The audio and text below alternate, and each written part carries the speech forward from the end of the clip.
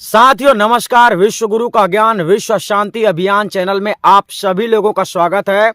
और आज हम इस वीडियो में सदगुरु कबीर साहब की वाणियों के अनुसार समझाने का प्रयास करेंगे कि किस प्रकार से सारे संसार में आडंबर फैला हुआ है, यानी कि परमात्मा की भक्ति के नाम पर सदा से ही सबको ठोकर मिलती आई है।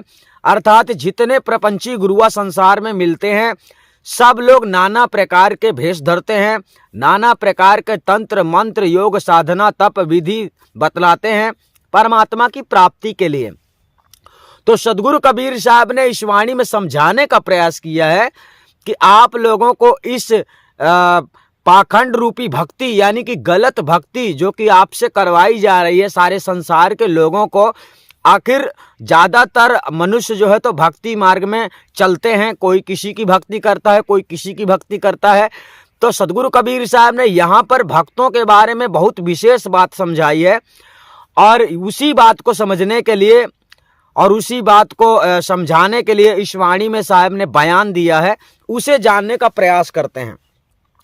एक बात और है साथियों कि अगर आप पहली बार इस चैनल में आते हैं तो आप लोगों को निश्चित रूप से समझ लेना चाहिए कि आपका नसीब खुल गया। नसीब खुल गया का मतलब ये होता है साथियों कि अगर मनुष्य के अंदर अज्ञानता हो तो मनुष्य दरिद्र हो जाता है, लेकिन मनुष्य के अंदर अगर ज्ञान है तो वही मनुष्य निर्मल शुद्ध हो जाता है और वही मनुष्य धनवान भी हो जाता है। क्योंकि ज्ञान के बिना ही संसार में, जैसे बहुत सारे अनपढ़ लोग होते हैं तो देखो उनको सरकारी नौकरी कोई भी नहीं मिलती है, उनका रोज का कमाना खाना ऐसा कुछ रहता है या कि फिर धंधा बिजनेस। हर चीज में शिक्षा का होना अति आवश्यक होता है, इसलिए मनुष्य के जीवन में शिक्षा का होना अनिवार्य है। तो इसलिए अगर आप इस चैनल में आ जाते हैं और चैनल सब्सक्राइब कर लेते हैं तो निश्चित है कि आप धीरे धीरे से जब आप सुनते जाएंगे ज्ञान को, पूरी तरह से वाणियों को, साहिब की वाणियों को, तो आपके अंदर से ये समझो कि 90% अज्ञानता हट जाएगी, मिट जाएगी, मर जाएगी। यानी जब आप ज्ञान को धारण करेंगे तो अज्ञानता नष्ट हो जाएगी। अब आप अज्ञानता को धारण करेंगे मतलब किसी के बताए हुए गलत बात को मान लेंगे, स्वीकार कर लेंगे, तो ऐसी हालत में साथियों आपके अंदर ज्ञान रुकेगा नहीं, ज्ञान ठहरेगा नहीं, ज्ञान को ठहरने की जगह नहीं होगी। आपको साधारण तरीके से ये समझ लेना है कि एक मटका है, तो मटके में तुम जैसे कि चावल का बीज रखना चाहते हो तो चावल का बीज रख दोगे, पूरा फुल कर दोगे, फिर इसके बाद में और कुछ रखना चाहोगे तो उस मटके में नहीं आएगा, है ना। तो इसी प्रकार से मटके में तुमने पानी भर दिया, पूरा फुल कर दिया, अब अगर उसके बाद में तुम मटके में कुछ डालते हो तो पानी गिरना शुरू हो जाएगा। इसी प्रकार से अगर इस मटके में ज्ञान रूपी पानी आप डालना शुरू कर दोगे तो अज्ञान रूपी कचरा इस शरीर के अंदर से, इस मटके के अंदर से निकलना शुरू हो जाएगा। तो ध्यान रखना, अगर चैनल में पहली बार आते हैं तो चैनल को सब्सक्राइब जरूर कर लेना। चलिए स्टार्ट करते हैं और समझते हैं सदगुरु कबीर साहब ने इस वाणी में पाखंडियों के बारे में एवं भक्तों के बारे में क्या बतलाया है, किस प्रकार से परमात्मा की भक्ति की जाती है और किस प्रकार से भक्ति में मतलब कि मंजिल मिलती है, भगवान मिलते हैं, परमात्मा मिलते हैं, अर्थात मुक्ति मिलती है। तो चलिए जानते हैं साहिब की वाणियों से। साहिब की वाणी में प्रथम कड़ी कहना चाहती है, मने ना रंगायो जोगी, मने ना रंगायो जोगी, कपड़ा रंगौले। शब्द प्रथम कहता है मन न रंगायो जोगी कपड़ा रंगौले। जोगी शब्द साथियों यहां पर उस भक्त आत्मा के लिए है जो भेष धारण करता है। मतलब आप लोग भी भक्ति करते होंगे, भक्ति के कई प्रकार के भेष बनाए जाते हैं संसार में, है ना। इस्लाम धर्म का अलग भेष, हिंदुओं में भगवा वस्त्र अलग भेष, सब में एक अलग भेष ही बना के चलते हैं कि हमारा ये भेष है, हम भक्त हैं। कई प्रकार के चंदन तिलक लगाए जाते हैं जिससे साबित हो जाता है कि ये भक्त हैं, है ना। तो आप लोगों को यहां पर सदगुरु कबीर साहब ने समझाने का प्रयास किया है कि इस संसार में आडंबरी लोगों की कमी नहीं है, पाखंडियों लोगों की कमी नहीं है। यानी कि आप लोग इनको देखेंगे, विचित्र स्वरूप को, विचित्र भेष को, तो आप प्रभावित हो जाएंगे और आपको लगेगा कि ये वास्तव में सच्चे साधु हैं, सच्चे संत हैं, परमात्मा के भक्त हैं। लेकिन ऐसा सत्य होता नहीं है। इसलिए साहब यहां पर कहना चाहते हैं, मन ना रंगाए जोगी कपड़ा रंगौले। अर्थात जिसका मन शुद्ध नहीं होता, मन निर्मल नहीं होता, मन साफ नहीं होता, तो वो भक्त नहीं होता, वो भक्त बन ही नहीं सकता। हाँ, आपकी नजरों में बन सकता है। जैसे अभी वर्तमान में बहुत सारे लोग ऐसा भी बोला करते हैं कि जैन धर्म के लोग बहुत बड़े मतलब प्रभावशाली होते हैं, बहुत चमत्कारी होते हैं, अर्थात उनसे बड़ा कोई साधु नहीं होता है। बहुत सारे लोग ऐसा समझते हैं। जो लोग रास्तों में नंगे घूमते हैं उनको लोग इतना मतलब ऊंचा समझते हैं। ऐसा बुद्धहीन लोग करते हैं। बच्चे होते हैं, छोटे छोटे बच्चे होते हैं, तो उनको भी माँ बाप जब थोड़ी बड़े हो जाते हैं तो उनको मारना शुरू कर देते हैं, जबरदस्ती उसको बोलते हैं कपड़े पहनो, कपड़े पहनो।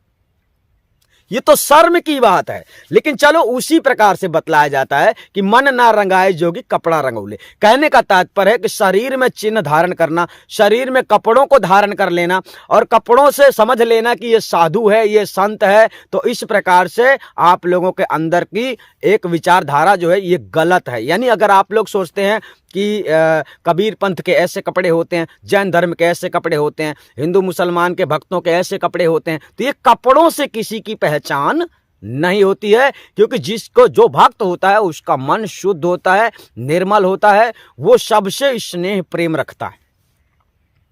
क्योंकि भक्त वही होता है जो भगवान को जानता है। भगवान को जानते ही नहीं हो तो काय के भक्त हो, किसके भक्त हो, है ना। तो सवाल यहां पैदा होता है। सारी दुनिया में सब लोग अलग अलग भगवान बताते हैं, है ना, जानते कोई भी नहीं है। किताबें बतलाती हैं कोई श्री कृष्ण भगवान है, कोई राम भगवान है, कोई शंकर भगवान है, कोई गणेश भगवान है, कोई लक्ष्मी भगवान है, कोई पार्वती भगवान है। यानी दुनिया भर के, इस्लाम में अल्लाह भगवान है ना, और बौद्ध धर्म के लोग तो बुद्ध को भगवान मानते हैं। तो इस प्रकार से भगवान कितने हैं भैया? भगवान एक है, ये समझने का विषय है।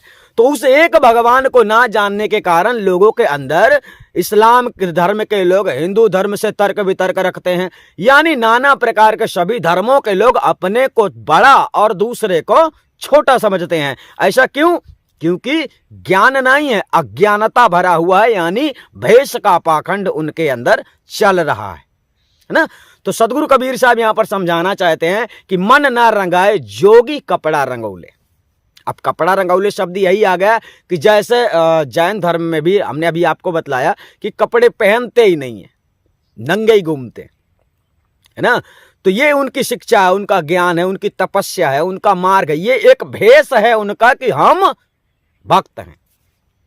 इसी प्रकार इस्लाम के जो कपड़े सब अब अलग अलग धर्मों में अलग अलग प्रकार से इनके वेशभूषा होते हैं, है ना। पंजाबी लोगों का अलग ड्रेस होता है ना। इसी प्रकार से आप सबको समझ लेना कि संसार में ऐसा होता है। सो ऐसा देख लेने से आपको ये नहीं समझ लेना है कि ये परमात्मा के भक्त हैं, बिल्कुल नहीं। तो चलिए आगे समझते हैं। सदगुरु कबीर साहब ने आगे और भी बहुत कुछ बातें यहां पर बतलाई हैं गहराई से समझाने के लिए। सो यहां पर समझते हैं। आगे सदगुरु कबीर साहब कहना चाहते हैं, आसन मार मंदिर में बैठे, आसन मार मंदिर में बैठे, ब्रह्मचारी पूजन लगे पथरा। यहां पर शब्द कह रहा है आसन मार मंदिर पर बैठे, ब्रह्मचारी पूजन लगे पथरा। चलिए यहां पर कई शब्द लगा दिए गए, लेकिन यहां लास्ट में आ गया है पथरा। पथरा शब्द ये होता है कि किसी भी महापुरुषों को, जैसे कि गौतम बुद्ध एक महापुरुष माने जाते हैं, अब उनकी मूर्ति बना के कोई उनकी पूजा करने लगे, उनको परमेश्वर मानने लगे, उनका ईश्वर मानने लगे, परमात्मा मानने लगे, सो ये गलत है। ठीक है। पत्थर मतलब कहने का ये है कि जब आप अपने आप को निर्बल समझ लोगे, आपको ये नहीं पता है कि मैं अविनाशी चेतन आत्मा हूं और मेरा पिता मतलब मेरा पुरुष, मेरा परमात्मा जो है तो वो महाचेतन है। इस बात को आप लोग नहीं समझते हैं, इसलिए आप खुद को निर्बल समझ लेते हैं और दूसरों को सबल समझ लेते हैं। कहने का तात्पर्य है कि अपने से बड़ा मान लेते हैं, तभी तो उनके उनसे डरते हैं, उनसे प्रार्थना करते हैं, अर्चना करते हैं, पूजा करते हैं, ऐसा कुछ करते हैं। यानी ब्रह्म आसन मार मंदिर पे बैठे ब्रह्म छाड़ पूजन लगे पथरा। ब्रह्म शब्द साहब ने यहां पर इसलिए प्रयोग किया है क्योंकि आत्मा ब्रह्म और परमात्मा पार ब्रह्म, यानी आत्मा चेतन आत्मा को भी ब्रह्म कहा जाता है। अगर आप एक बार अपने आत्म स्वरूप ज्ञान से परिचित हो जाओगे, जान लोगे कि मैं कौन हूं, तो तुम्हारे अंदर से परमात्मा शब्द का नाम खत्म हो जाएगा, क्योंकि आत्मा का स्वरूप परमात्मा के जैसा ही है। आत्मा भी अविनाशी है, परमात्मा भी अविनाशी है। अब फर्क यहां पर यह आता है साथियों कि चेतन आत्मा नश्वर संसार में लिप्त है, इसलिए इस चेतना इसकी जो है तो नश्वर संसार में फंसी हुई है, इसलिए आवागमन से छूट नहीं पा रही है। अर्थात आज इंसान हो, कल गधे बनोगे, परसों बैल बनोगे, यानी जितने जन्म आपके चेंज होंगे ये होते रहेंगे और आप दुख भोगते रहोगे। इस दुख संकट से छूटने के लिए भक्ति के रास्ते में चलना पड़ता है, और भक्ति के रास्ते में साथियों आप लोगों को परमात्मा मिलना चाहिए। जीते जी, मरने के बाद नहीं। आप किसी को कर्ज दे दोगे और उसको बोलोगे मेरे मरने के बाद तू दे देना, तो ऐसा मान लोगे? नहीं मानोगे। लेकिन भक्ति की बात मान लेते हो। कोई कह देगा मरने के बाद परमात्मा मिल जाएगा तो आप जल्द स्वीकार कर लेते हो। सो ये बात आपकी गलत है ना। जिस प्रकार आप कर्तव्य करने आए हो, जो खाना है, जो पीना है, जो लेना है, जो सौदा करना है, जो जो जरूरतें हैं, जीते जी पूरी कर लो। मरने के बाद हम फिर कुछ और कर लेंगे, ये कल्पना मन में नहीं रखनी चाहिए। तो सदगुरु कबीर साहब ने यहां पर समझाया, आसन मार मंदिर पर बैठे ब्रह्म छाड़ पूजन लगे पत्थर।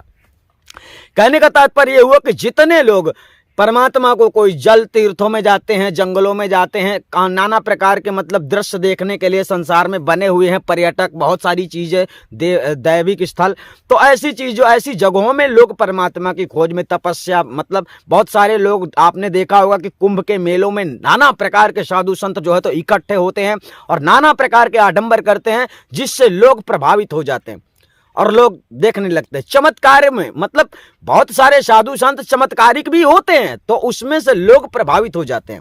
ऐसा नहीं होना चाहिए। यानी वो भक्त नहीं है और बाकी कुछ तुम उनको मान सकते हो, साधु समझ लो, सन्यासी समझ लो, है ना, सिद्ध पुरुष समझ लो, परंतु वो परमात्मा के भक्त हैं ऐसा मत समझना। क्योंकि वो साधु के, परमात्मा के जो भक्त होते हैं ना, वो भेष का आडंबर नहीं करते हैं। यहां पर आपको समझना है।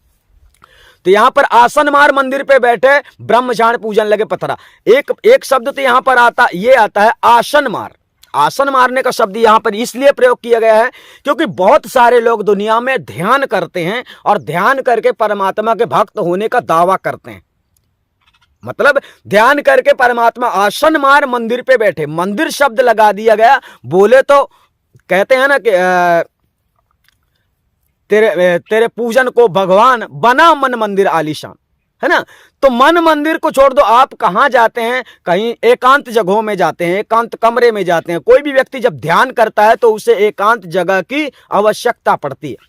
तो आसन मार मंदिर पे बैठे, यहां पर मंदिर शब्द लगा दिया गया का मतलब मंदिर ही नहीं समझना है। कोई तो आसन मार के जंगल में बैठा है, कोई गुफा में बैठा, कोई धुनी रमा के बैठा, ये सारी बातें इसमें आएंगी। तो जितने लोग ध्यान करके परमात्मा को खोजने वाले लोग हैं, इसका विशेष कारण है कि वो लोग अपने आत्म स्वरूप ज्ञान से परिचित नहीं है। तो मतलब इसका ये हो जाता है कि आत्मा परमात्मा को तुम जानते ही नहीं हो, ध्यान किसका कर रहे हो, है ना। जब तक किसी को जानोगे नहीं, उसका ध्यान आप कर नहीं सकते हो। और ध्यान की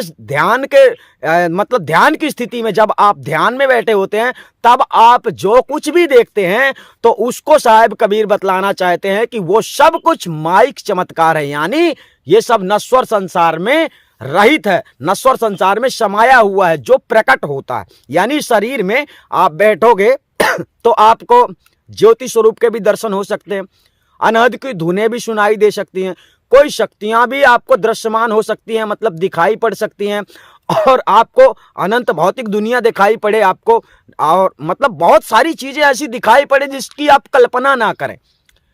और वो सब देखने के बाद आपको ऐसा लगे कि मैं आध्यात्मिक का बहुत बड़ा मतलब जानकार हो गया हूं, मुझे बहुत कुछ पता चल गया है, मैं परमात्मा के करीब जाने वाला हूं, सो ये गलत फहमी है। आप अगर अपने आप को जान लेते तो परमात्मा को ढूंढने की कल्पना छोड़ देते, खत्म कर देते, ये ध्यान ही ना करते।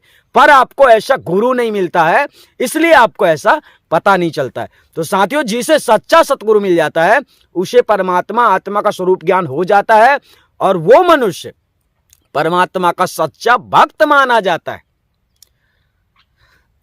भाई, हमारी आपकी दोस्ती है एग्जाम्पल के लिए, और आप हमसे कभी ना मिले, ये कैसी दोस्ती है? हमारा आपसे प्रेम है, आप हमसे कभी ना मिले, ये कैसा प्रेम है? हम भगवान को याद करते हैं, स्मरण करते हैं, भगवान हमसे कभी ना मिले, ये कैसा भगवान है? तो यहां समझने का मतलब मैटर है कि आप लोग जब समझेंगे तो समझ में आएगा। किताबें, अभी संसार में किताबें ही सबको भ्रमित कर रही हैं, तो किताबों पर भी विचार करना है। तो सदगुरु कबीर साहब ने इस प्रकार की बातें बतलाई हैं कि अगर आप लोग समझना शुरू कर दोगे तो आपके अंदर से अज्ञान रूपी कीड़े सभी मर जाएंगे, यानी ये जन्म नहीं लेने पाएंगे। अगर विश्व गुरु का ज्ञान विश्व शांति अभियान चैनल में अगर आप सब्सक्राइब कर लेंगे और डायरेक्ट देखना शुरू कर देंगे तो देखते रहेंगे, तो क्योंकि कोई भी बात एकदम से समझ में नहीं आ जाती है, थोड़ी थोड़ी धीरे धीरे से आती है। तो आप जब चैनल में बने रहेंगे, इसीलिए हम कहते हैं अगर चैनल में पहली बार आए तो चैनल को सब्सक्राइब जरूर कर लेना, क्योंकि यहां पर जो सत्संग आते हैं, जो भी आपको समझाया जाता है वो स्पष्ट सत्य और स्पष्ट रूप से मतलब आप लोगों को भ्रमित नहीं किया जाने वाला ज्ञान बतलाया जा रहा है। भले ये किताबी ज्ञान है, लेकिन ये किताबी ज्ञान देखो, किताबी केवल वाणी है, लेकिन जो हम आपको समझा रहे हैं उसके सबूत यानी हम खुद ही हैं। ऐसा नहीं है कि सारे बयान किताब ही दे रहे हैं, हम उसका बयान देने के लिए, सबूत देने के लिए तैयार हैं। कहने का तात्पर्य है कि आत्मा परमात्मा को हम भी अच्छी तरह से जानते हैं और हम कभी उसको ढूंढते नहीं हैं, क्योंकि हम उसको जानते हैं, बस हम ढूंढते नहीं हैं। क्यों ढूंढे? जब हम जानते हैं कैसा है कैसा नहीं है, उसी तरह से हमारा स्वरूप है, वही स्वरूप उसका है, तो फिर हमको डरने की क्या आवश्यकता है और किसी देवी देवता अन्य भगवान को खोजने की क्या आवश्यकता है? इसीलिए और किसी की किताबें जो है, तो जो अन्य ग्रंथ होते हैं, नाना प्रकार के ग्रंथों से ज्ञान दिए जाते हैं, वो सभी ग्रंथ कबीर साहब की वाणियों के ग्रंथ जो वास्तविक ग्रंथ हैं, अर्थात सदगुरु कबीर साहब का वास्तविक ग्रंथ बीजक है, और बीजक के खिलाफ बोलने वाले जितने ग्रंथ हैं वो सभी साथियों झूठे साबित हो सकते हैं। तो चलिए आगे चलते हैं। साहब ने यहां पर क्या बतलाया? यहां पर बतलाने का प्रयास किया, आसन मार मंदिर पे बैठे ब्रह्मचार्य पूजन लगे पथरा। अर्थात नाना प्रकार के जप तप योग समाधि जो भी आप लोग करते हैं वो सब कुछ बेकार है। अर्थात मूर्तियों की पूजा करना, ज्यादातर मूर्तियों की पूजा संसार में लोग कर रहे हैं, है ना। तो मूर्तियों की पूजा करना, किसी आकृति की पूजा करना, देखो इस्लाम धर्म में भी एक चिन्ह बना के रखा हुआ है ना, जैसे 786 बोलते हैं, इस प्रकार से ये चिन्ह बना के रखे हैं, ये अल्लाह की निशानी है, ये अल्लाह का फलाना है, ढिमका है। इसी प्रकार से संसार के सभी लोग अपने अपने चिन्ह बना के रखे हुए हैं, जबकि परमात्मा का जो वास्तविक स्वरूप है उसका साथियों कोई चिन्ह नहीं है। चिन्ह मतलब कोई बना ही नहीं सकता है, उसका स्वरूप जैसा है। तो फिर अलग से चिन्ह देकर अलग से उसकी पूजा करना, जबकि मतलब बस ये है साथियों कि संसार में जो है तो परमात्मा के नाम पर संसार के लोगों को, भक्तों को भटकाया गया है। और ये काम आज से नहीं चल रहा है, जब से दुनिया हुई है ना तब से ये काम चल रहा है। तो आज के लोग तो वर्तमान में बिल्कुल 80-90% पूरी कलयुगी हो गए हैं। तो आज के लोग झूठ नहीं बोलेंगे, आपको भ्रमित नहीं करेंगे, इसकी क्या गारंटी है? लेकिन हमारी पूरी कोशिश है। क्यों?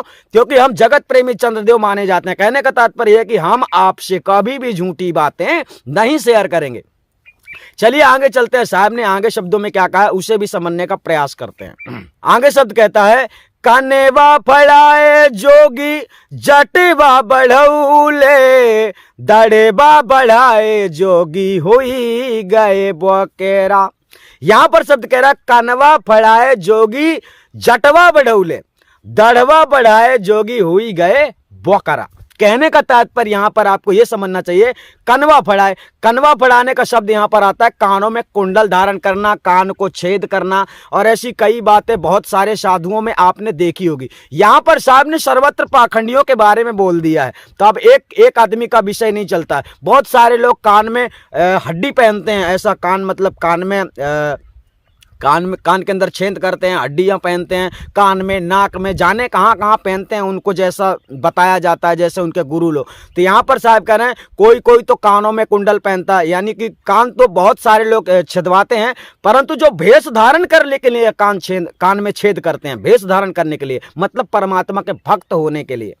इस प्रकार से साहब यहाँ पर इन सब लोगों को नकार रहे हैं, यानी कनवा फड़ाए जोगी, और दूसरा शब्द कहता है जटवा बढ़ौले। जटवा बढ़ाने का मतलब यही है कि बहुत सारे लोग तो जटाजूट बना लेते हैं, आपने देखा ही होगा, और नहीं देखा होगा तो देख लेना जटा वाले साधु किसे कहते हैं। तो वो लोग जटा बना लेते हैं, जटवा बढ़ा और दढ़वा बढ़ौले, मतलब दाढ़ी भी उनकी बहुत बढ़ा के रखते हैं। वो कभी मतलब जैसा लोग शेविंग कर देते हैं, पूरा का पूरा निकाल देते हैं, तो वो साधु लोग जो होते हैं, बनावटी भक्त जो होते हैं, वे दाढ़ी नहीं निकालते। कुछ ऐसे लोग हैं दाढ़ी के शौक उनको ज्यादा रहती है, वो नहीं निकालते, रखते हैं।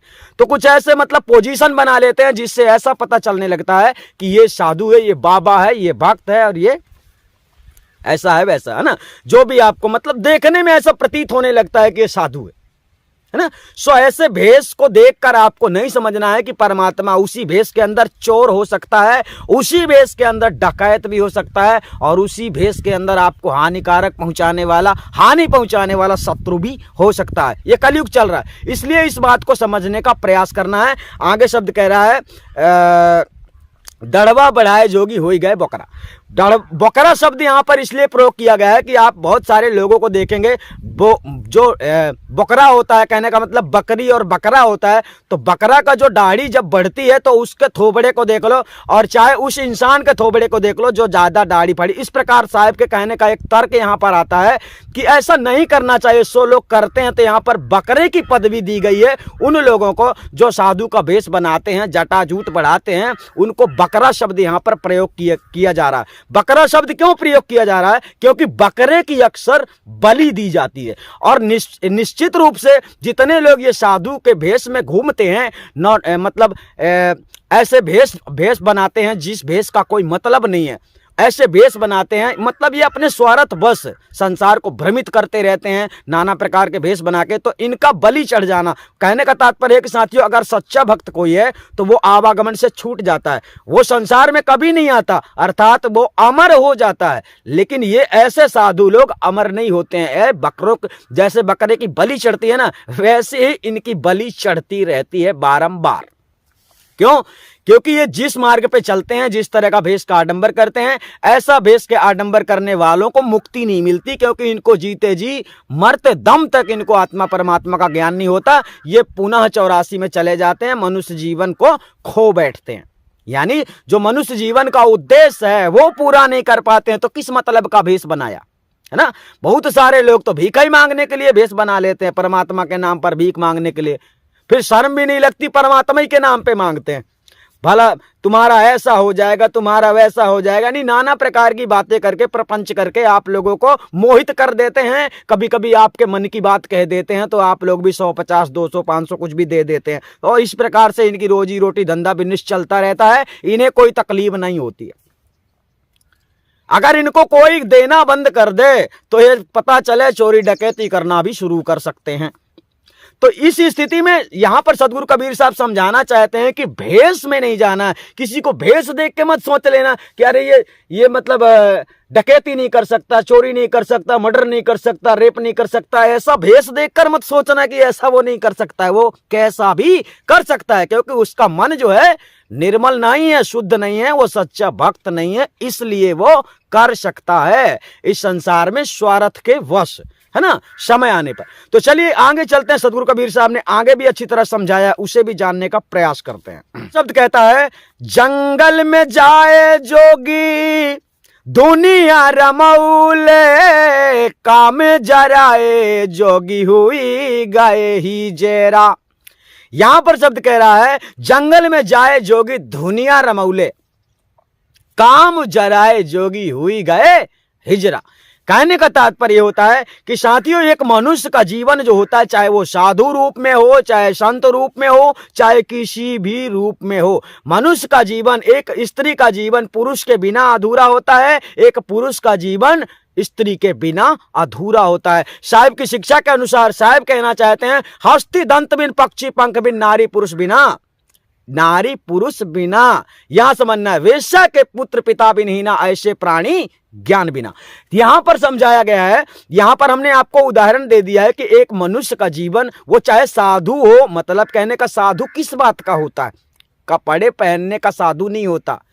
जिसका मन शुद्ध होता है, निर्मल होता है, जो आत्मा परमात्मा को जान लेता है, सच्चे सतगुरु की शरण में होता है, वो सच्चा भक्त संसार में माना जाता है। लेकिन ऐसे संसार में बिरले पाए जाते हैं। आडंबर करने वाले ज्यादा भक्त भी पाए जाते हैं और आडंबर करवाने वाले ज्यादा साधु संत भी पाए जाते हैं। जैसे आडंबरी लोगों का जो जीवन है तो सार्थक नहीं होता, क्योंकि आडंबरी लोग सदैव आडंबर में पड़े रहते हैं, इसलिए इन्हें सत्य का ज्ञान नहीं होता।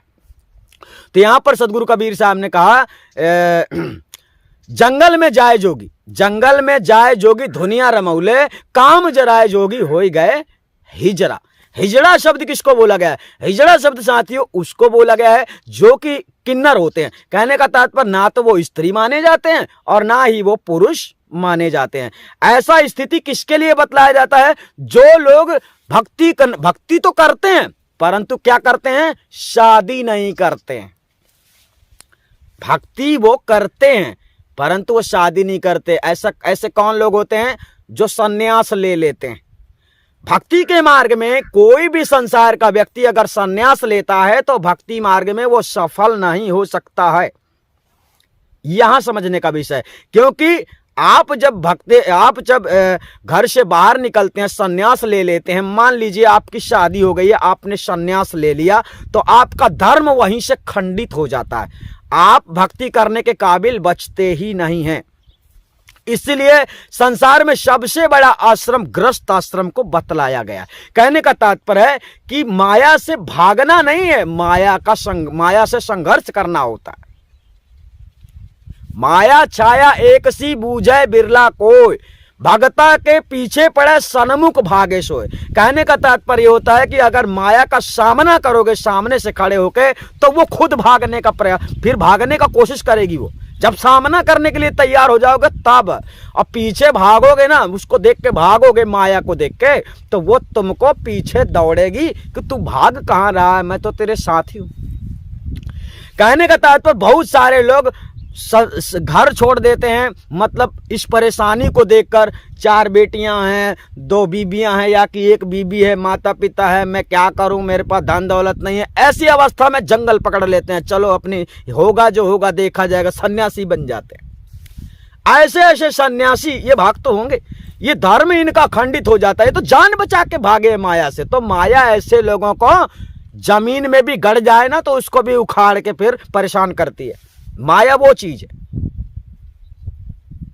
तो इस प्रकार से माया को संसार के लोग नहीं समझ पा रहे। अभी आप भी इतना जल्दी नहीं समझोगे, इसलिए वीडियो को लगातार देखते रहना। जितनी वीडियो आए सारी वीडियो को देखते रहोगे, धीरे धीरे आपको समझ में आ जाएगा। यानी यहां पर शब्द बतलाया गया, एक योगी सन्यासी उस भक्त के लिए जो कि घर द्वार छोड़कर चला जाता है और जंगल में चला जाता है। कुछ लोग ऐसे होते हैं जो शादी नहीं करते हैं, कुछ तो ऐसे होते हैं जो शादी करके भागते हैं। जो शादी करके भाग जाते हैं जंगल में, साथियों वो भी भक्त सच्चे हो नहीं सकते, उनको कामयाबी हासिल हो नहीं सकती है। यानी कि गौतम बुद्ध जो अपने स्त्री को, अपने बच्चों को छोड़कर चले गए थे, उनको भी सफलता हासिल नहीं हुई, यानी सत्य को उन्होंने प्राप्त नहीं किया है। ये तो दुनिया आज उनका नाम रोशन कर रही है, लेकिन वास्तविकता को नहीं जानती है।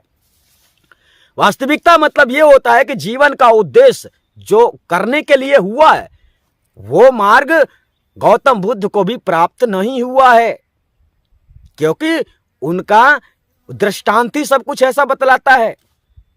समझ रहे? तो यानी कहने का तात्पर्य है कि घर से भागना, अगर आपने शादी कर लिया है तो उसे मतलब बीवी को छोड़कर भागना, बच्चों को छोड़कर भागने से आपका धर्म खंडित हो जाता है और आप इसके दंड नायक हो जाते हैं, यानी दंड के अधिकारी हो जाते हैं। और अगर आपने शादी नहीं की तो भी आप दंड के अधिकारी होते हैं, क्योंकि आप सृष्टि के नियम के खिलाफ चल रहे हैं।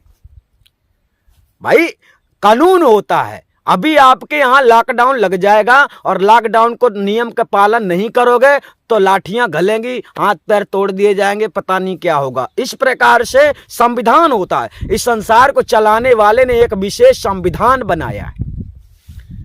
पति पत्नी आपस में संघर्ष करते हैं, आपस में संपर्क करते हैं, उन पर कोई केस कुछ भी नहीं होता। लेकिन कोई आम लड़की आम लड़का आपस में संपर्क करेंगे, किसी को पता चल जाए तो क्या होता है, फांसी में लटका देते हैं।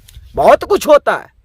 तो ऐसा क्यों? ये सृष्टि का एक नियम है और उस नियम के अनुसार सबको चलना होता है। तो ठीक उसी प्रकार के नियम को सदगुरु कबीर साहब ने दर्शाया है कि भक्ति का क्या विशेष मार्ग है, भक्ति का क्या सही रास्ता है, जिस रास्ते में चलने से परमात्मा तुम्हें मिल सकता है, परमात्मा को तुम जान सकते हो, ब्रह्म स्वरूप को प्राप्त कर सकते हो। और ब्रह्म स्वरूप को जानने के बाद साथियों आपको अथरा पथरा नहीं पूजना पड़ता, पेड़ पौधों को नहीं पूजना पड़ता, आपके अंदर से भय समाप्त हो जाता है। जिस चीज का भय सारे संसार को है, किसका भय है? एक जिंदगी के बाद एक मृत्यु की सीढ़ी बचती है, तो मरने का ही भय सबको रहता है।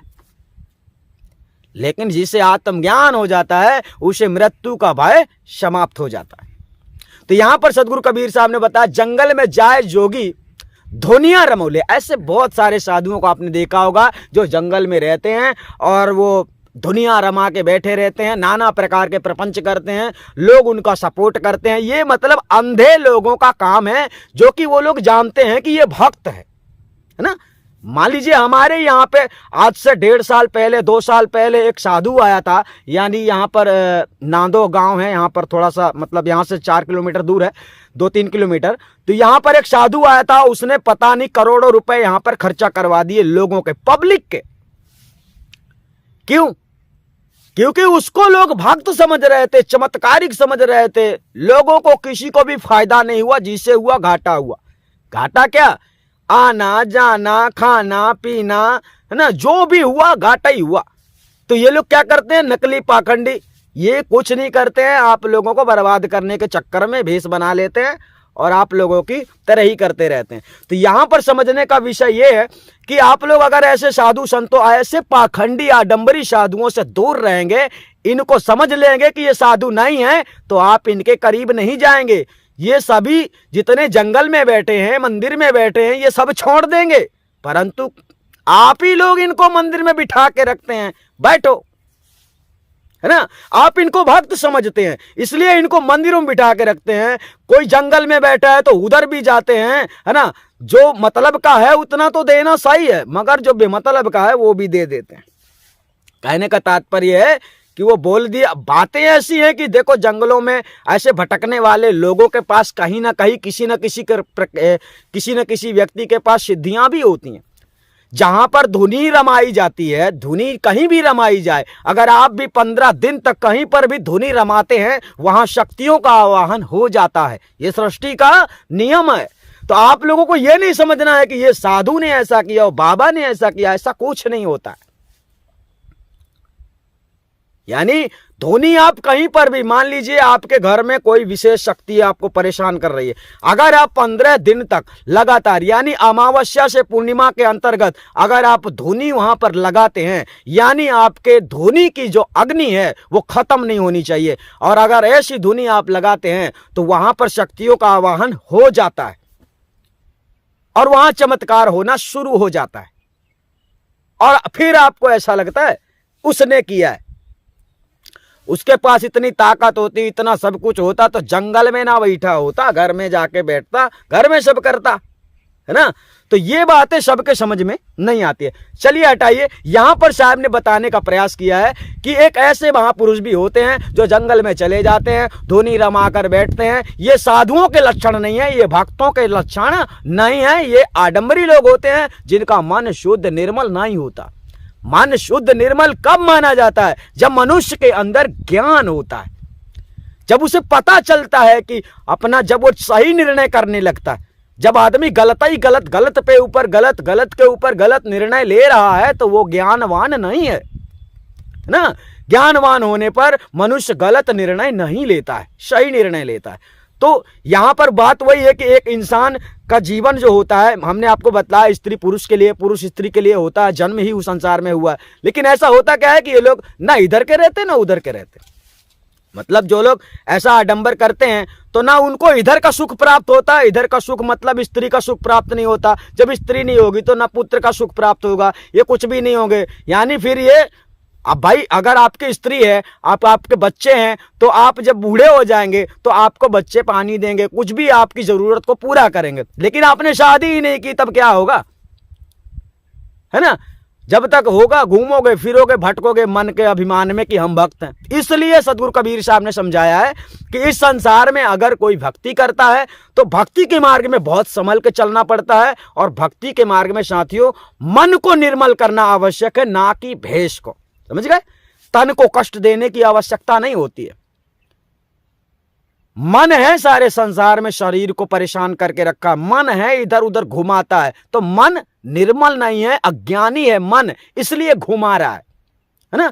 तो मन को निर्मल रखने के लिए साहिब का उपदेश है इस वाणी में, यानी मन ना रंगाए जोगी कपड़ा रंगौले।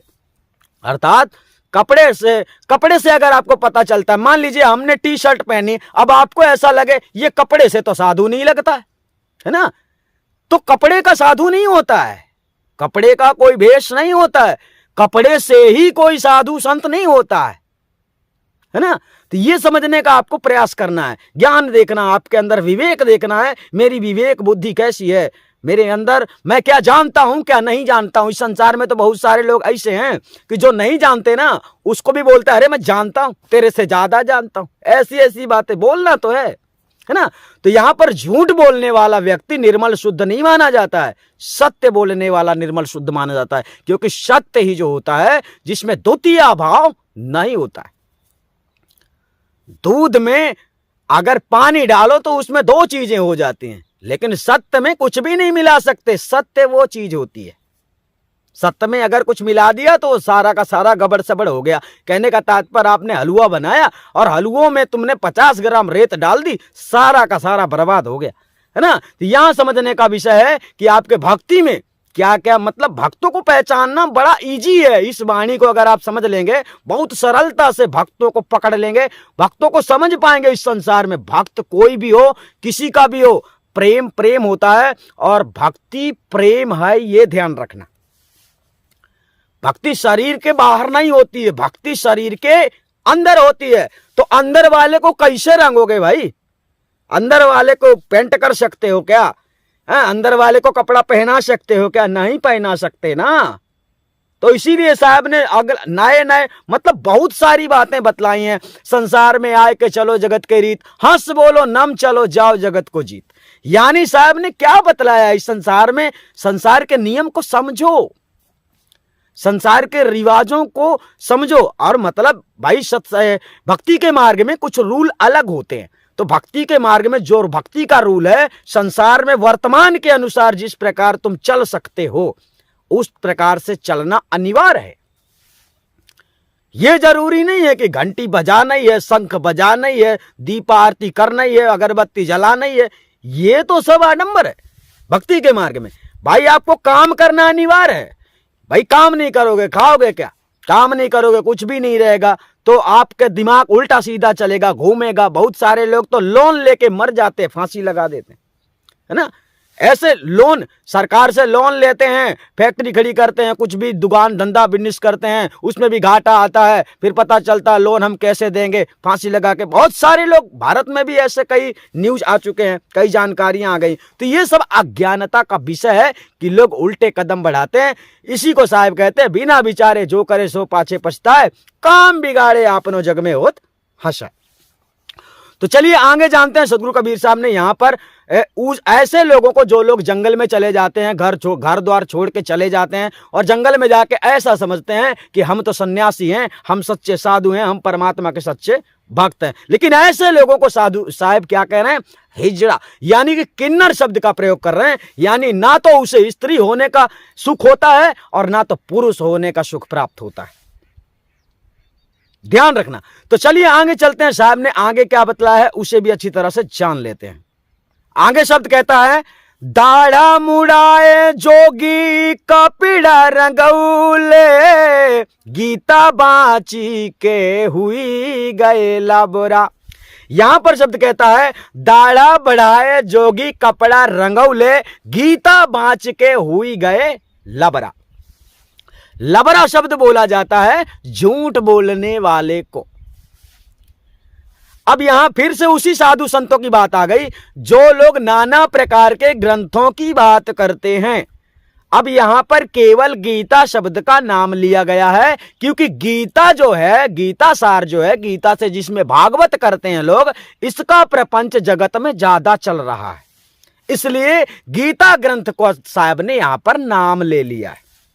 गीता बांच के हुई गए लबरा, यानी अगर आपने गीता पढ़ी है, अगर कोई गीता पढ़ाता है और गीता से आपको परमात्मा से मिलने का जो तंत्र मंत्र ओम तत्सत, गीता का सार, गीता में मंत्र है ओम तत्सत, तो ऐसी बहुत सारी चीजें आपको बतलाता है। मतलब गीता पढ़ने वाला व्यक्ति निर्मल नहीं हो सकता, क्योंकि गीता में कितनी प्रकार की मनगढ़ंत रचनाएं हैं इसका आप लोगों को पता नहीं है, कितनी सत्य बात है और कितनी गलत बात है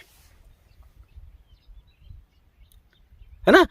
यानी कितनी सत्य बात है और कितनी गलत बात है, गीता में इस बात का वर्णन नहीं किया जा सकता है। परंतु यह कन्फर्म है कि गीता से सत्य ज्ञान प्राप्त नहीं होता और गीता में वो सार नहीं है जिससे परमात्मा मिल जाता है। गीता में वो सार नहीं है, लेकिन सदगुरु कबीर साहब के ज्ञान में साथियों वो सार है कि आप अगर सदगुरु के बताए मार्ग पे चलते हो तो आपको जीते जी ब्रह्म स्वरूप के ज्ञान होते हैं, ब्रह्म स्वरूप के दर्शन होते हैं, और उस ब्रह्म स्वरूप का ज्ञान प्राप्त होने के बाद में आपको आवागमन से मुक्ति मिल जाती है, आप इस संसार से छूट जाते हो। तो सदगुरु कबीर साहब के ज्ञान में ये अंतर है। बाकी सारे संसार के लोग, जगत में कोई भी ऐसा ज्ञानी, कोई भी ऐसा ग्रंथ, यानी सदगुरु कबीर साहब का बीजक, मूल कबीर बीजक ग्रंथ को छोड़कर साथियों संसार के जितने भी ग्रंथ हैं वो सभी, कोई भी ग्रंथ परमात्मा को प्रूफ साबुत नहीं कर सकते हैं। यानी सदगुरु कबीर साहब ने बताया नहीं है कि ये मंत्र जपो तो परमात्मा मिलेगा, परमात्मा प्रकाश है, अंधियारा है, ज्योति है, धुन है, ऐसा कुछ नहीं बताया है। सदगुरु कबीर साहब ने यह बतलाया है कि अगर आप परमात्मा को प्राप्त करना चाहते हो, परमात्मा स्वरूप ज्ञान को जानना समझना चाहते हो, तो किसी सच्चे भेदी सतगुरु की शरण में जाकर उनकी सेवा में लग जाना चाहिए और उनके बताए मार्ग में चलना चाहिए। तब वो जब दयालु कृपा करते हैं प्रसन्न होकर, तो आपको आत्मा परमात्मा का स्वरूप ज्ञान करवा देते हैं, जो दुर्लभ है, जिसे कोई खोज नहीं पाया आज दिन तक, कोई खोज भी नहीं सकता। ऐसा परमात्मा का वास्तविक स्वरूप है, ब्रह्म का वास्तविक स्वरूप है। तो यहां पर सदगुरु कबीर साहब ये समझाना चाहते हैं कि गीता, भागवत, रामायण, चौपाई, जो भी जितने ग्रंथ, कबीर मूल बीजक छोड़कर, और वो भी वो कबीर बीजक जो आपको देखने के लिए मिलेगा कबीर गुरु ज्ञान चैनल में। हम ये नहीं कहेंगे कि चाहे कोई भी कबीर बीजक हो, क्योंकि आजकल संसार में हर चीज का डुप्लीकेट आने लगा है।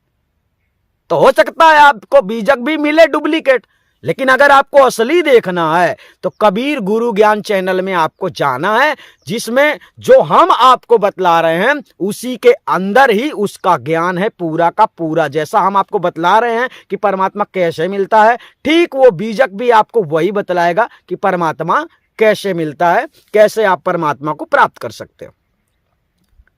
तो यहां पर सदगुरु कबीर साहब ने बतलाया कि ये सारे झूठे लोग हैं, जो लोग, जैसे कोई भी हो ना, हिंदू हो, मुस्लिम हो, सिख हो, ईसाई हो, इनका हर चीज का प्रूफ जो होता है, प्रमाण जो होता है, केवल ग्रंथ होता है। मतलब ग्रंथों में यहां पर ये लिखा है, यहां पर ये लिखा है, अंदर विचार नहीं होता सत्य कि ये सत्य भी लिखा है कि गलत लिखा है। इस बात का निर्णय करने की क्षमता नहीं होती है, बस लिखा है तो लिखा है, लिखा है तो मान लिया। तो वही बात हमने यहां पर बतलाने का प्रयास किया है कि ये संसार में भटकाने वाला काम आज से नहीं हो रहा है, बहुत पहले से चल रहा है। मतलब सतयुग से ही ये भटकाने वाला मार्ग चल रहा है। यानी दुर्गा देवी ने प्रथम में ब्रह्मा विष्णु महेश को ही भटका दिया, उसको अपने बच्चों को भटका दिया। कहने का तात्पर्य बात वही है कि परमात्मा का भेद कोई जानता है नहीं तो बताएगा क्या। इसलिए साहब ने बतलाया, मैं कहता आखन की देखी, तू कहता कागज की लेखी, तेरा मेरा मनवा कैसे एक होई रे। कहने का तात्पर्य है कि आपको यह नहीं समझना है कि सदगुरु कबीर साहब ने भी कहीं पर पढ़ा होगा और कहीं पढ़ने के बाद में आप लोगों को समझाया होगा, ऐसा बिल्कुल भी नहीं है। वो कह रहे हैं मैं कहता आखन की देखी, अर्थात कबीर वो सत्य है जिसने सतयुग से लेकर कलयुग तक का वर्णन किया है। ये ध्यान रखना, चारों युगों में, इसलिए उसको उसके ज्ञान को स्वीकार करना पड़ता है।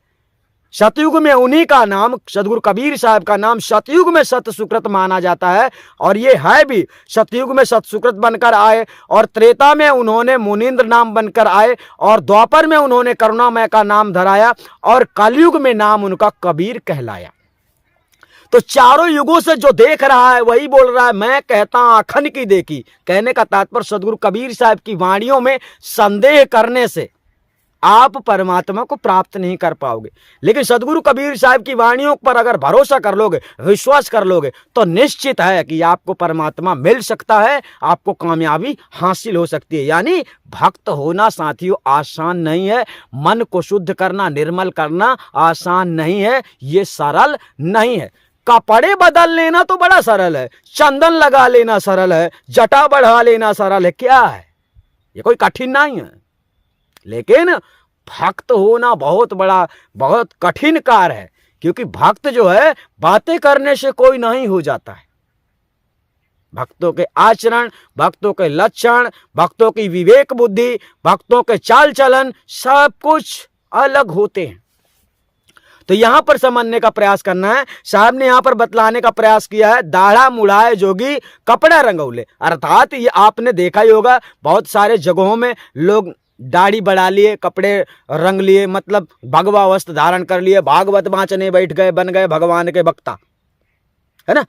और फिर टाइम पास करते रहते हैं, नाना प्रकार की लॉजिक देते रहते हैं, आप लोग उसको सुनते हैं, समझते हैं, मजा आता है, आप कहते हैं बहुत अच्छा सत्संग करते हैं, जबकि ये सत्संग की गहराई तक जा ही नहीं सकते हैं। जो सत्य है उस गहराई तक तो ये जा ही नहीं सकते। अगर ये जाते ना तो ये कपड़े का ढोंग, कपड़े का आडंबर नहीं करते, है ना।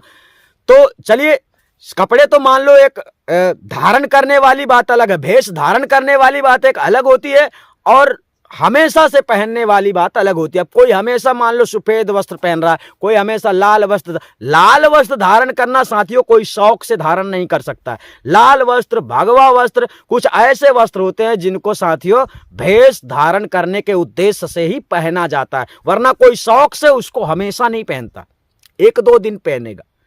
लेकिन जो हमेशा उसको पहन रहा है ना, वो अगर वो साधु है तो आप समझ लेना कि ये स्वादु है, साधु नहीं है, स्वादु है ना। अर्थात वो भक्ति का रूप दिखा रहा है मगर उसके अंदर भक्ति नहीं है। चलिए जानते हैं आगे साहब ने क्या बतलाया है, वो भी बतलाना चाहते हैं। अर्थात सदगुरु कबीर साहब ने आप समस्त संसार के लोगों को असत्य ज्ञान से हटाकर सत्य ज्ञान पर प्रकाश डालने का प्रयास किया है, ताकि आप लोग सत्य को समझ पाओ। और अगर आप लाखों करोड़ों अरबों खरबों में से एक भी अगर भक्त है तो उसको परमात्मा मिले। सदगुरु कबीर साहब का ज्ञान इस प्रकार से है, सदगुरु कबीर साहब का विचार ऐसा था कि अगर कोई भी परमात्मा का सच्चा भक्त है तो वो ना भटके। तो अगर सच्चा भक्त कोई संसार में है तो वो सदगुरु कबीर साहब की वाणियों को स्वीकार करेगा, क्योंकि सदगुरु कबीर साहब की वाणी किसी का पक्षपात नहीं करती है, किसी की बुराई नहीं करती है, वो केवल सत्य और सत्य को बयान करती है। समझे। चलिए आगे चलते हैं। साहब ने आगे लास्ट की वाणी में क्या कहा है उसे भी समझने का प्रयास करते हैं। कबीर साहब ने लास्ट की वाणी पर कहा है, कहाँ ये कबीर सुनो भाई साधो, जमदर बजबा बदिल जइयो पकेरा। यहां पर शब्द कहता है कहाँ है कबीर सुनो भाई साधो। साधो शब्द यहां पर वही आ जाता है कि सदगुरु कबीर साहब कहना चाहते हैं कि जो बात मैं कह रहा हूं उसे ठीक से समझ लो, मान लो, स्वीकार कर लो। कहने का तात्पर्य है कि भूल मत जाना, जमदर बजबा बधिल जइयो पकड़ा। यहां पर भाषा भोजपुरी की चल रही है, लेकिन सदगुरु कबीर साहब सीधे शब्दों में यह कहना चाहते हैं कि जिस दिन यमराज के दरबार में तुम्हें ले जाया जाएगा तो तुम्हारी ये नकली प्रपंची है ना, जो नकली मतलब तुम भक्त बने घूम रहे हो ना, तो ये तुम पकड़े जाओगे, उस दिन तुम मारे जाओगे और उस दिन तुम दंड के अधिकारी हो जाओगे। भक्ति का एक ही मार्ग है साथियों, भक्ति। अब आप चाहे जिसकी भक्ति मान लो, चाहे जिस बात को भक्ति मानो, लेकिन सदगुरु कबीर साहब ने भक्ति को क्या बतलाया है।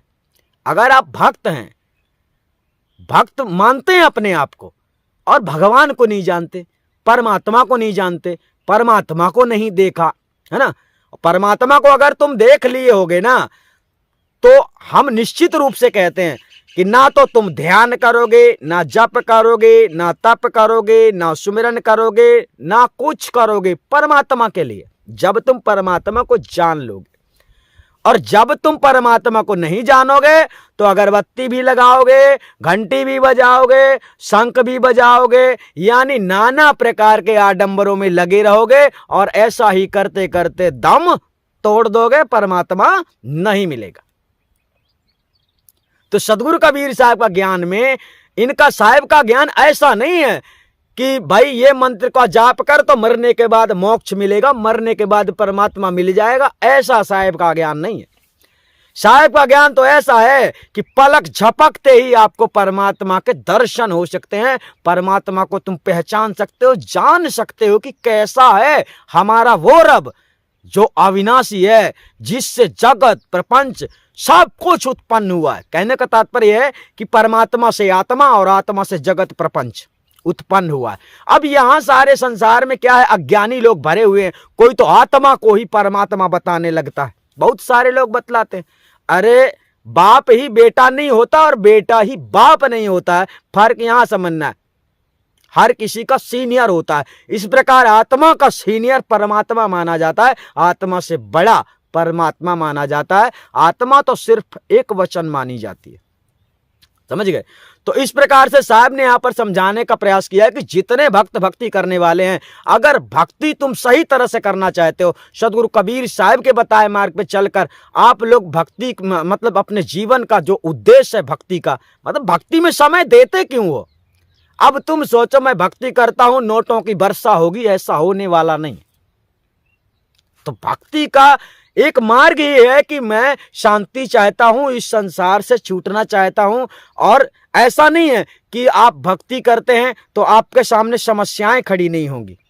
अरे भक्ति करने वालों को ही सबसे ज्यादा समस्याएं जकड़ती हैं। आप ग्रंथ उठाकर देखना, जितने लोगों ने भक्ति की है उनके भक्ति में किस प्रकार से बाधा आई है, आपके समझ में आ जाएगा कि भक्ति करने वालों को दुख होता है कि भक्ति ना करने वालों को दुख होता है। सबसे ज्यादा दुख भक्ति करने वालों को ही होता है, क्योंकि माया उनके पीछे लग जाती है और माया पूरा प्रयास करती है कि ये भक्ति से मतलब भक्ति में कामयाबी हासिल ना कर सके। माया का जोरा है फंदा, जा से उबरे कोई कोई बंदा। कहने का तात्पर्य ये सकल जगत प्रपंच, रिश्ते नाते गोते धन दौलत भूख प्यास नींद, जो कुछ भी आपके साथ हो रहा है ये सब माया का ही फंदा है और इस फंदे में तुम फंसे हुए हो, जिससे निकलना बड़ा कठिन कार्य है। लेकिन सदगुरु कबीर साहब के ज्ञान को अगर स्वीकार कर लेते हो तो इससे निकलना भी कोई बड़ी बात नहीं है, क्योंकि सत्य का वो पावर ही होता है, साच बराबर तप नहीं, झूठ बराबर पाप। उसके बराबर कोई तपस्या नहीं है। अब तपस्या आजकल के लोगों की ऐसी थोड़ी है कि सत्य बोलना है। समय आ जाए तो जो नहीं बोलना सो बोल सकते हैं आदमी, जो नहीं बोलना आजकल देखते ही होगे कोर्ट कचहरी में क्या क्या चल रहा है। पैसे वाले लोग होते हैं, जुल्म करते हैं फिर भी बच जाते हैं, पैसे हैं, है ना। वकील लोग अपना दलील पेश करके काम कर देते हैं। तुम इस संसार का बात ही वो है ऐसी कि आप लोग अगर सत्य पे चलते हो तो काश आप बच जाओगे, और सत्य का मार्ग नहीं पकड़ोगे, सत्य को समझने का प्रयास नहीं करोगे, सत्य का छानबीन नहीं करोगे, सत्य का समर्थन नहीं करोगे, सत्य को स्वीकार नहीं करोगे, तो बेमौत मारे जाओगे, भक्ति करने का कोई मतलब नहीं होगा। तो सदगुरु कबीर साहब ने इस वाणी में समझाने का प्रायः प्रयास किया है कि आप लोग सारे संसार में जो लोग हैं, जो भक्त होते हैं या कि भक्ति करते हैं या कि भक्ति करने वाले बहुत ऐसे साधु संत होते हैं जो कि भेष बना के रखते हैं, तो आपको सीधे शब्दों में समझ लेना है कि इस वाणी में साहब ने क्या कहा है, और इस वाणी में समझने के बाद आप लोग स्वयं ही ग्रेसिंग करना, स्वयं ही समझने का प्रयास करना कि इस वाणी में कितनी सत्यता है और कितनी बातें झूठी है। भक्त के अंदर प्रेम होता है, नफरत नहीं। अब सारे इस्लाम के लोगों को देखो तो हिंदू धर्म से नफरत, हिंदुओं को देखो तो इस्लाम से नफरत।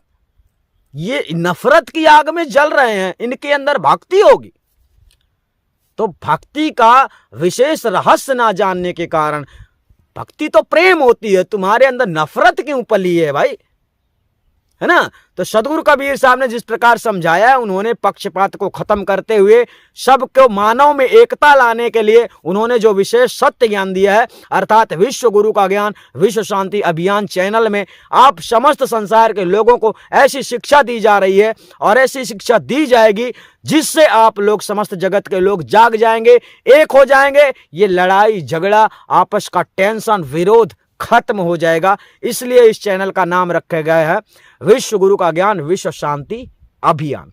यानी संदेश दे रहे हैं हम, और जिसे गलत लगता है वो बात कर सकता है, समझ सकता है, मगर कोई ऐसा नहीं बोलेगा मैं हिंदू हूं, मैं साधु हूं, मैं फकीर हूं, मैं मुस्लिम हूं, मैं जैन हूं, ऐसा बोलेगा नहीं। क्योंकि यहां तो सब आकर तुम बन जाते हो। जब तुम मां के गर्भ से आते हो ना, तब तुम कुछ नहीं जानते कि मैं हिंदू हूं या मुस्लिम हूं। तुम्हें झूठे लोग बतलाते हैं कि मैं कौन हूं और इनकी बातें तुम मान लेते हो, है ना। सच्चा सतगुरु होता है ना, उसकी शरण में जाकर अगर भक्ति में लग जाओगे तो वही तुम्हें बतलाएगा कि तू है कौन। ये बात कोई नहीं जानता, जो जान लेता है ना वो आवागमन से छूट जाता है, उसकी भक्ति सफल हो जाती है। तो ये सारा जीवन तो यूं ही खत्म कर देते हो जानने में, है ना। ये भी नहीं जान पाते मैं कौन हूं, तो तुम परमात्मा को क्या जानोगे। इसलिए साहिब का ज्ञान जो है साथियों, तुम्हें ऐसा ज्ञान देता है कि तुम स्वयं को भी जान पाते हो, परमात्मा को भी जान पाते हो, जीवन कृतार्थ हो जाता है। वरना अभिमान के चक्कर में पड़े रहोगे। सारा संसार जो है तो अभिमान में जो है तो जला जा रहा है, ईर्षा अहंकार में, घृणा में, निंदा द्वेष में, ऐसी नाना प्रकार की जो कुमति बुद्धि है आपके अंदर का, विवेकहीन जो मतलब विवेक कमजोर होने के कारण आप लोग गलत फैसले ज्यादा करते हैं। कहने का मतलब है कि इस संसार में विरोध करने वालों की भी आजकल कमी नहीं है। कहने का तात्पर्य आज अभी आप देखना, हमको क्या है कि सारी बातें वाणियों के अंतर्गत बयान करना पड़ता है जो स्पष्ट होता है। अब बाकी लोगों को आप काफी जगहों में देखेंगे, काफी लोगों के चैनल में देखेंगे, कोई व्यक्ति किसी की बुराई ही करते जा रहा है, उसी के पीछे पड़ा हुआ है उसके नाम को लेकर। मतलब साहब ने तो ये बताया है कि साईं तेरे बहुत गुण अवगुण एको नाई, जो दिल खोजूं आपनो सब अवगुण मुझ माई। अगर आप बुराई देखेंगे ना तो अपने अंदर झांकने का प्रयास करना कि बुराई कहीं तुम्हारे में ही तो नहीं है। जब ऐसा प्रयास करोगे तब निर्मल शुद्ध मन हो सकता है। जब तक दूसरों में बुराई देखोगे तब तक आप लोग बुराई से छूटोगे नहीं। तो सदगुरु कबीर साहब ने इस वाणी में समझाने का प्रयास किया, कैसे साधु होते हैं, कैसे भक्त होते हैं, कैसे होना चाहिए, कैसे नहीं होना चाहिए, ये सारी बातें इस वीडियो में बतला दी गई है। अर्थात इस वीडियो को सुनने के बाद, समझने के बाद, जितने साधु संत जंगल पहाड़ नदी खेत जहां भी मतलब भटक रहे हैं, अगर ये वापस अपने घर जाकर सुख शांति से रहने लगे, चैन से, और ये मतलब ये आडंबर करना छोड़ दें और करना ही है भक्ति, तो परमात्मा की भक्ति प्राप्त करने के लिए, परमात्मा को जानने के लिए सच्चे सतगुरु की तलाश करनी पड़ती है, चाहे जैसा गुरु नहीं। और सच्चा सतगुरु अगर आज तक आपको नहीं मिला है तो आपको वीडियो में सर्च करना है आदि अनादि मुक्ति पंथ में कैसे जुड़े। आदि अनादि मुक्ति पंथ में आपको सच्चा सतगुरु मिलेगा और परमात्मा स्वरूप ज्ञान प्राप्त करने का एक अवसर भी मिलेगा। लेकिन हाँ, अब उसमें यह देखा जाएगा कि आपकी लगन कितनी है। अगर आपकी लगन सही है तो आदि अनादि मुक्ति पंथ में आपको आत्मा परमात्मा स्वरूप ज्ञान प्राप्त करवाने का पूरा गारंटी दिया जाता है। समझ गए। यानी संसार में ऐसी कोई शायद गद्दी नहीं होगी जो तुम्हें आत्मा परमात्मा का दर्शन तत्काल करवाए। कहने का मतलब 5 सेकंड के अंदर। यह ध्यान रखने का विषय। नाटक तो बहुत लोग करते हैं, ध्यान करो, 6 महीना 8 महीना 10 महीना, ये आडंबरी चीजें हैं जो बतलाते हैं ध्यान करो, धुन सुनो, ध्यान करो, ज्योति प्रकाश देखो, ध्यान करो तो परमात्मा मिलेगा, ईश्वर मिलेगा, ऐसा वैसा। ऐसा कुछ नहीं होता है, समझ रहे? क्योंकि ऐसा कुछ करने से अगर होता तो सदगुरु कबीर साहब उसके खिलाफ नहीं बोलते। तो आप लोग समझ गए होंगे। हम आपसे फिर मिलेंगे, तब तक के लिए धन्यवाद। और वीडियो को ज्यादा से ज्यादा शेयर करना है ताकि हर आदमी जागे, हर आदमी समझे और हर आदमी को पता चले सत्य क्या है, और हर आदमी जान सके कि साधु कैसे होते हैं और सच्चे संत भक्त कैसे होते हैं और ये आडंबरी लोग कैसे होते हैं, यानी जो आपका समय बर्बाद करते हैं। यानी कोई साधु कहीं जंगल में आया और आप उसके पीछे गए, है ना, कोई मानस करवा रहा, कोई भंडारा करवा रहा, ये सब बर्बाद करवा रहे, मतलब टाइम भी बर्बाद, सब बर्बाद, कोई उसका फल नहीं होता। उसका कोई भी फल आपको मिलने ही वाला नहीं है। जो फल मिलेगा उसको मिलेगा। तो उसको क्या मिलेगा? आटा मिलेगा, चावल मिलेगा, दाल मिलेगा, रुपया मिलेगा, पैसा मिलेगा, इज्जत मिलेगा, मान मिलेगा, मर्यादा मिलेगा, उसको मिलेगा, तुमको नहीं मिलेगा। तुम्हारा तो सब जाएगा। तो आजकल बहुत ही विचार करने के बाद ही किसी को साधु संत समझने का प्रयास करना, वरना तो आप लोगों ने देखा ही होगा और आज भी आपको कंफर्म होना चाहिए कि कैसे कैसे साधु जेल में सड़ रहे हैं अभी, और अभी कैसे कैसे जाएंगे इसका भी गारंटी नहीं है। तो ये सब देखने में आता है, कोई ऐसी मनचाही बात हम नहीं बतला रहे, सब देखने में आ रहा है। इसलिए हम कह रहे हैं कि किसी को भी भेष देखकर मत समझ लेना ये साधु है। साधु का मन निर्मल होना चाहिए, मन शुद्ध होना चाहिए। आप लोग समझ गए होंगे। तब तक के लिए धन्यवाद। आप सभी अपना ख्याल रखेंगे, हमारी आखिरी इच्छा यही होती है। धन्यवाद।